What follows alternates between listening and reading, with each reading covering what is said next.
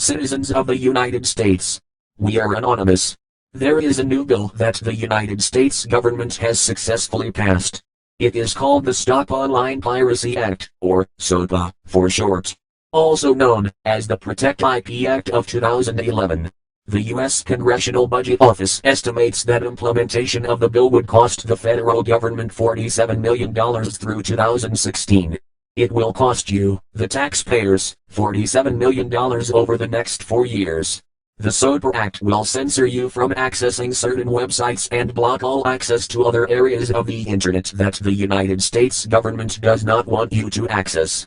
The SOPA Act essentially means that, even if you make a video of your child playing or singing and you have music playing in the background, or video on TV, you are breaking the law, and the government will order the websites that host your content to censor your content because of their new bill. Or, if you visit websites that are on servers not in the United States, you will be blocked, so that you cannot access them. Ask yourselves, who really owns the internet?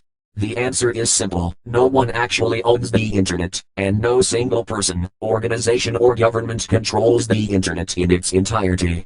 It is more of a concept than an actual tangible entity, and the internet relies on a physical infrastructure that connects networks to other networks. There are many organizations, corporations, governments, schools, private citizens and service providers that all own pieces of the infrastructure that make up the internet, but there is no one entity that owns it all. How can the US government decide to block access to parts of the internet that the US government does not even own? The SOPA Act is a direct violation to people's right to freedom of knowledge and information, and for that violation the United States government is a disgrace to the land of the free that every United States soldier has fought or died for. The United States government is essentially telling the people of the United States that they are free to do as the government tells them. If people do not follow their rules, they will arrest them for making an attempt to learn.